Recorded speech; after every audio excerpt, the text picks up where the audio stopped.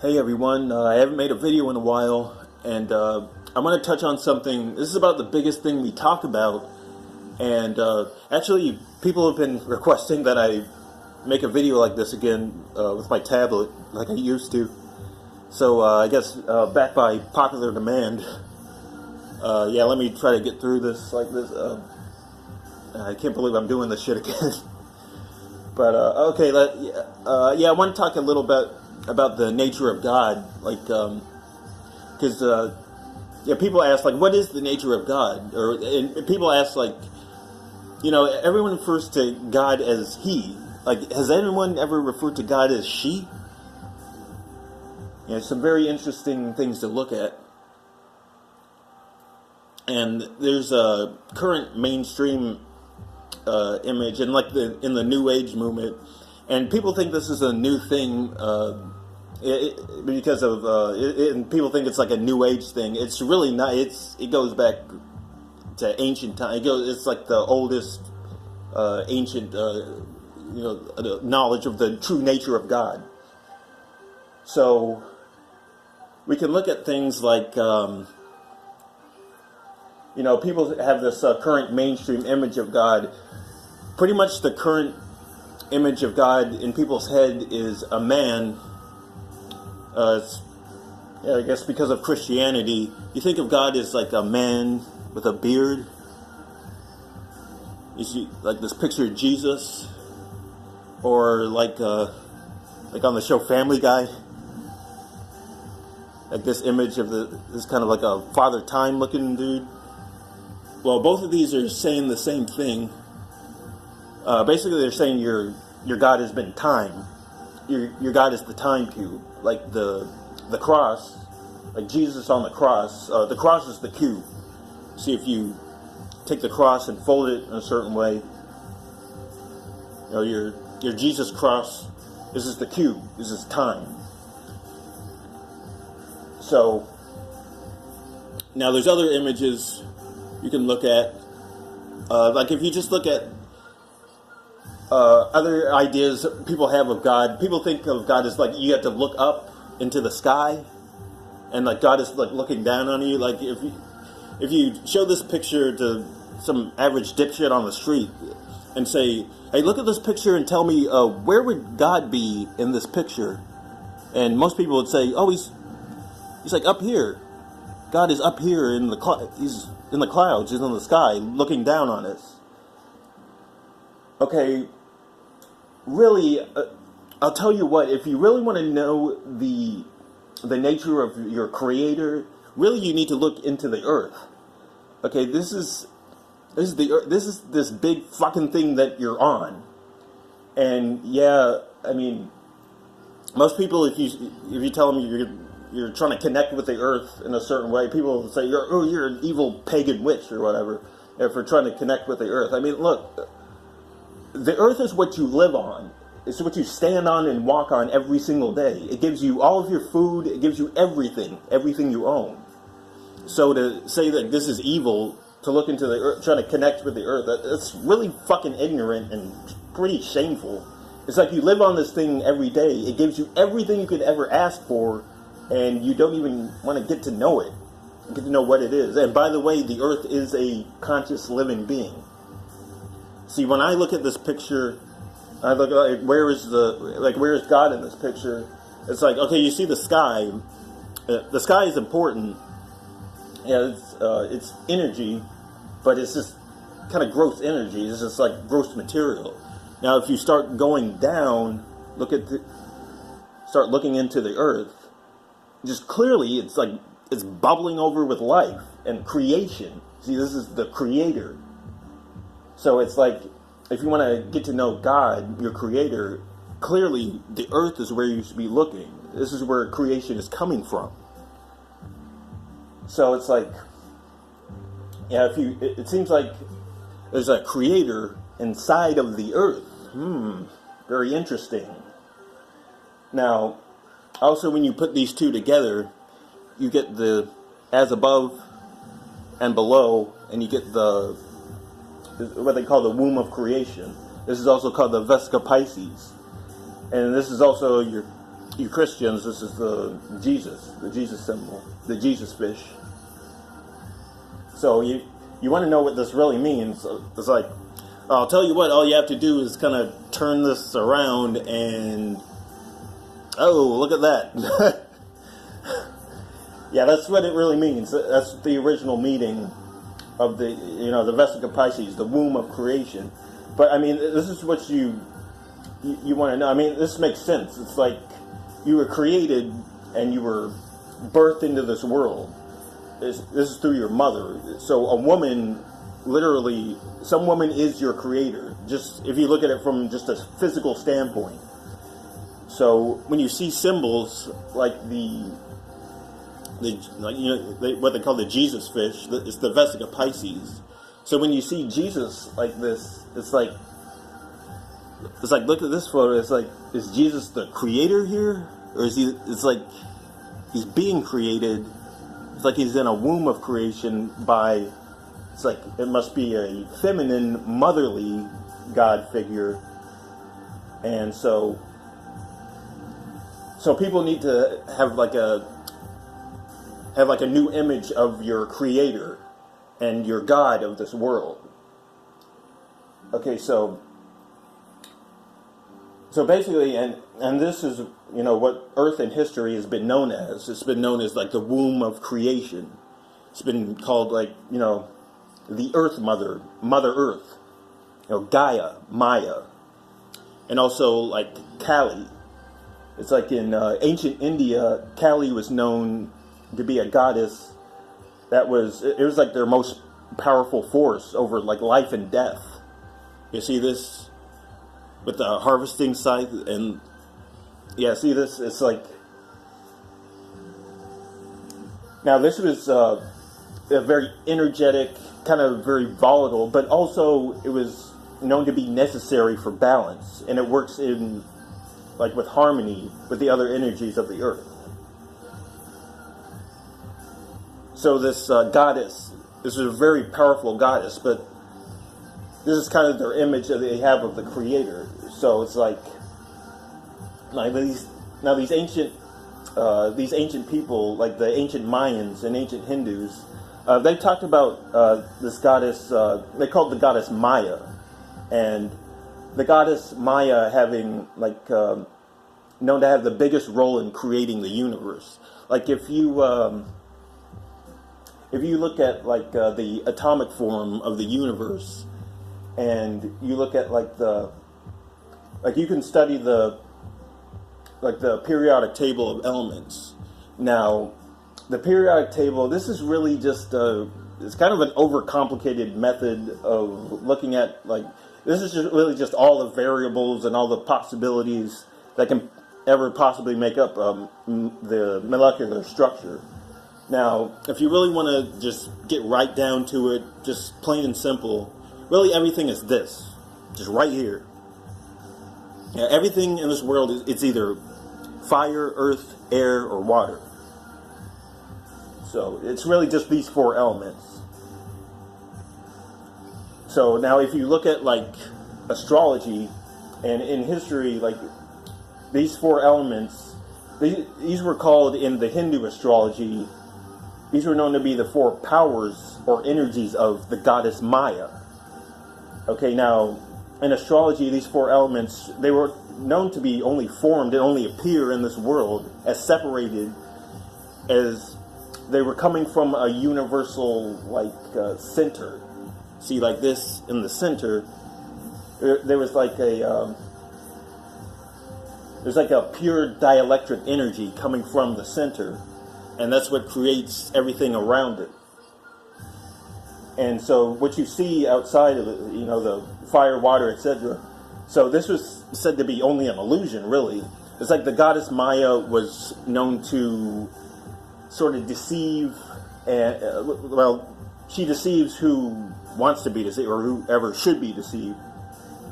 And she will show the true principles of the universe for those who want to leave the outside illusory world and want to go to the center, the universal center. This is where the pure light, or what they call the Aum, or Amen. So now we're getting into the Egyptian study. Actually, this is also in the Bible. It talks about this in Revelation chapter 3, verse 14. It says, "These things saith the Amen, the faithful and true witness, the beginning of the creation of God." So that's what they're saying. It's like the Amen is is coming from the power of Maya, this goddess, and that's what creates the universe, the earth and the universe. Now this is the or Amen. Now in the Egyptian, if you study ancient Egypt, okay, so in Egypt there was the god Amen or Amen-Ra. This is basically the same thing. It's their version of the goddess Maya and those same principles. Yeah, Amen in Egypt is known to represent growth. This was known to represent agriculture and creative force. So this is just like Gaia, Maya at the center. So just like at the center of the zodiac wheel. So this is coming from the center, and all this creation is going around it. Okay, so so in Egypt, so like in the center, like the zodiac, this takes this like pure light and turns it into the creations that we see in the world. So this is what they studied, and now, so this goddess at the center in history, it's also been associated with a lot of things, but it's also been known to be associated with the one they call Lucifer. Now, this has gotten really twisted in history, mostly because of the age of Christianity. Yeah, Lucifer has gotten confused with a lot of other entities, usually a man. But yeah, there's like mixed info about how this happened. It was said to be, some people say it was just a misinterpretation of ancient studies, but it might have been on purpose to confuse people. But the original Lucifer seems to be another name for like Gaia or Maya. Kali is like the goddess of the earth, like Isis, Lilith. It's like one thing you could do if you look at the works of like Alice Bailey, H.P. Blavatsky.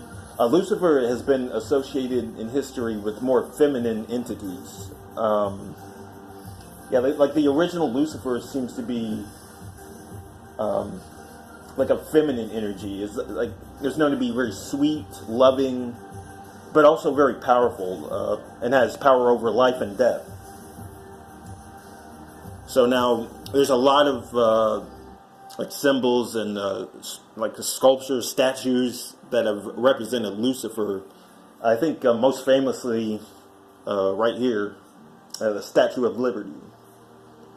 Okay, there's a huge pile of evidence that would suggest that this represents the goddess Lucifer, the goddess of the earth. First of all, the one who designed this, his name is Frederick Bartholdi, who's a French sculptor, and he, while designing it, he went on a little trip to Egypt, and he studied, while he was coming up with the design for the Statue of Liberty. It was designed based on his Egyptian studies, and he studied the priest, what they call the priest of Baal, and like Ishtar, probably Amen. So that's how he came up with the idea for the Statue of Liberty. Yes, Lucifer, the goddess of the center of the earth. So this would be the green, like the green astrolite. So you have the Statue of Liberty is green. It's like the center. Yeah, the green astrolite or emerald green light coming from the middle, and like the Statue of Liberty is in the water. So this would be like the living waters. So and also there's actually a sigil, what they call the sigil of Lucifer, in the layout of the land where the Statue of Liberty is. You can see it, like from above, you can see a sigil of Lucifer. So this is, This is one of the things you can look at. It's pretty clear evidence. Yeah, people have also said just in general the Statue of Liberty is kind of androgynous looking. Yeah, so this would be like the Great Dragon Typhon is like Hu and Sa in an androgynous relationship. But yeah, it's green coming out of the water. It's like the living waters. And there have been all kinds of like symbols and logos similar to this. Look at the Starbucks logo. See this lady, see the green and a circle. It's like on a hole in the center. So the Wendy's logo, this girl looks like she's coming out of a black hole or something. It's like the also the Versace logo. This is supposed to be Lilith. I think I heard this is supposed to be either Lilith or like maybe the Medusa. Also at CERN, this statue represents the goddess. I think this is supposed to be the goddess Kali, but it looks like it's in a black hole. And also, if you look at like the medical symbol, the medical caduceus, this is called the Staff of Hermes. And sometimes you see statues of the goddess with those same snakes going around. They're spiraling around. So it's like a vortex with the Great Dragon Typhon coming out and the goddess at the center. So now there's all kinds of other things. There's so many things about our society that are based on the goddess and the worship of the goddess. You can really look at like, you know, look at like government and school and things like that, but also like the court. Like if you look at like judges in court, if you look at how they're dressed, it looks like they're all wearing black. They wear black robes, but it looks like they're wearing like a dress. It's like they're wearing, like, even if it's a man, it's like they're wearing a black dress. You see, even I'll go one further. Like in the fucking 1800s, they actually used to wear a wig. Used to be a man in a wig with like a women's hairdo and wearing basically a black dress. And this was the judge. So this is court. Court is like what they call it's like a tennis court. It's like an oratory, like an aura. It's a vibration. It goes back and forth between two sides, just like a sine wave. You see, it goes back and forth, up and down. Yeah, a court goes back and forth between the prosecutor, defendant, and the one on the bench who's seated. It's fixed. That's who controls who wins between the two sides.